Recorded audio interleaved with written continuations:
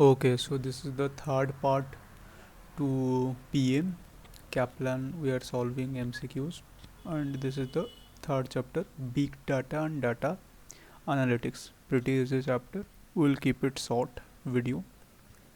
Which of the following is not normally considered a feature of big data? Volume. What does volume means? Refer to vast amount of data generated every second. The volume is a feature, that is correct. Velocity, refer to the speed at which data is generated and processes. The velocity is also good. Variety, variety refer to structured data, unstructured data, semi-structured data. Structure means if they are formed in a table format, we can analyze the data, like here is the past data and here is the future sale. We can compare. This is structure. Unstructured is where recording sales every day, purchases every day, but not in a summarized way. That is unstructured. So variety is also. Vicinity, vicinity is not something which is related to big data. Vicinity means like area or region, you can say. For example, there are several restaurants in the vicinity of park, like beside the park or around the park area, or we can say it is the proximity or closeness to something. So vicinity would be the correct one because it is a which is not. Okay, so right option will be option D. Okay, so which two of the following statement regarding big data are true? It is more reliable than other source. बिल्कुल भी नहीं, ऐसा नहीं है. मतलब big data, ज़्यादा data होगा तो ज़्यादा रिलायबल होगा, ऐसा ज़रूरी नहीं है. It can change quickly, this is very true. It can take multiple form. हाँ, मतलब कुछ भी फॉर्म में हो सकता है. वो स्ट्रक्चर हो सकता है, सेमी स्ट्रक्चर हो सकता है, इमेज हो सकता है, टेक्स्ट हो सकता है, एक्सेल फॉर्मेट में हो सकता है, जेसन फॉर्मेट में हो सकता है, कोई भी फॉर्मेट में हो सकता है. It involve dealing with large financial data. सही है ये कि फाइनेंशियल डाटा इन्वॉल्व होता है, पर सिर्फ बिग डाटा के अंदर फाइनेंशियल डाटा होता है ये बोलना कहीं ना कहीं गलत है. Okay, which of the following statement regarding big data is true? It is only useful for big organization. ऐसा बिल्कुल भी नहीं है. कोई भी ऑर्गेनाइजेशन हो वो यूज़ कर सकता है डाटा को. It is all content on internet. ऐसा भी नहीं है क्योंकि सिर्फ इंटरनेट से ही हमें बिग डाटा मिल सकता है, कहीं से भी मिल सकता है big data. So this is not particularly correct. It is all generated external to the organization. नहीं, ऑर्गेनाइजेशन के इंटरनल से भी जनरेट हो सकता है big data. This is not. It can lead competitive advantage. हाँ, हमारे पास अगर कॉम्पिटिटर से ज़्यादा डाटा है और हम ज़्यादा एनालाइज कर सकते हैं चीज़ों को, तो हम पहले से एडवांटेज ले सकते हैं कि मार्केट किस तरफ मूव करेगा. इसको बोलते हैं फास्ट मूवर एडवांटेज, तो वो हम यूज़ कर सकते हैं. This is, it can lead to competitive advantage. ज़्यादा डाटा होगा तो हम पहले से मार्केट को एनालाइज करके फ्यूचर के बारे में जान सकते हैं. Okay, which of the following statement regarding big data and decision making is or are true? Decision which include big data analytics can lead to competitive edge over rival. Of course, अगर हमारे पास big data है हम rival के ऊपर एक competitive as they सकते हैं, ये सही है. Big data analysis cannot account for competitor expected.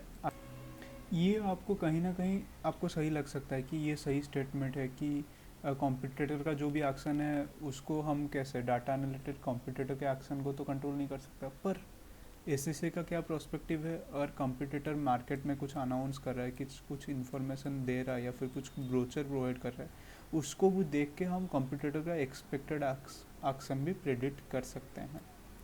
तो ये it can also predict competitor action.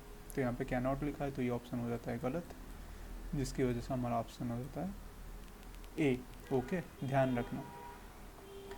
Let's go to next 26. Okay, which two of the following statement are thought to be benefit when using big data to enhance business decision? Big data analyse करने से इनमें से कौन सा benefit होगा business के लिए? There is no need to have deep understanding of the industry in order to interpret big data. No, हमें अंडरस्टैंडिंग चाहिए इंडस्ट्री का, बिग डाटा को अंडरस्टैंड करने के लिए, तो ये गलत हो जाता है। Customer relationship management CRM can be improved resulting in better repetitive business and customer loyalty. This is good. Business performance can be better tracked and analyzed against a wider set of criteria. अलग अलग criteria set कर सकते हैं, अलग अलग तरीके से track कर सकते हैं, एनालाइज कर सकते हैं. This is good. All big data will create value for the organization when analysed.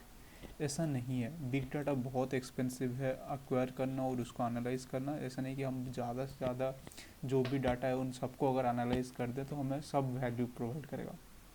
For example एक बड़ा सा बिजनेस है बेकरी शॉप का, उसके पास बहुत सारा डाटा है, मतलब कितने बच्चे रहते हैं वो जहाँ पे सेल करता है, कितने बुजुर्ग रहते हैं, तो उससे उसको पता चल सकता है कि यहाँ पे बच्चे अच्छे हैं तो हम इस मार्केट में और एक शॉप खोल सकते हैं. ये तो अच्छा है, पर मैं अगर कोई दूसरा डाटा दे दूँ जो इससे रिलेटेड ही नहीं है, फॉर एग्ज़ाम्पल मैं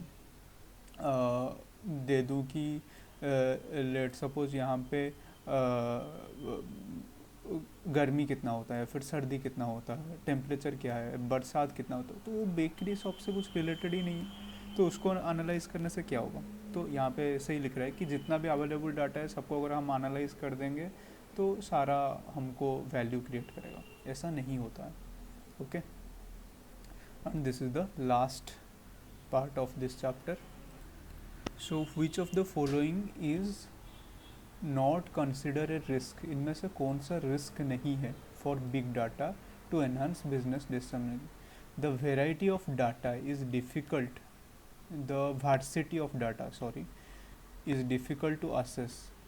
this is a risk. okay, अगर ज़्यादा varsity होगा तो हमें difficult होगा. traditional source of data are ignored, ये हमें देखना पड़ेगा, इसको कंसिडर में देते हैं. डाटा में बी डिस्ट्रॉटेड बाय डाटा आउटलाइनर, जो हमें डाटा दे रहा है वो वहाँ से मैनिपुलेट कर सकता है, ये एक रिस्क है. द बेनिफिट में आउटवेटेड बाय द फाइनेंशियल कॉस्ट, ये भी एक रिस्क है कि हम जो खर्चा कर रहे हैं उसका जो बेनिफिट मिल रहा है वो इतना ज़्यादा नहीं है, खर्चा उससे ज़्यादा हो गया, तो ये भी एक रिस्क है. तो मुझे तो ये तीनों रिस्क लग रहा है. ये traditional source of data are ignore. Traditional source of data मतलब वो बोल रहे हैं कि बिग डाटा में जैसे इकोनॉमिक डाटा हो गया, मैगजीन में कुछ है, पेपर में कुछ है, जो ट्रेडिशनली जो डाटा हम लोग निकालते हैं वो इग्नोर कर देते हैं. ऐसा नहीं होता है, ये कोई रिस्क नहीं है, तो this is not a risk. So ये हो जाएगा सही और बाकी सब गलत.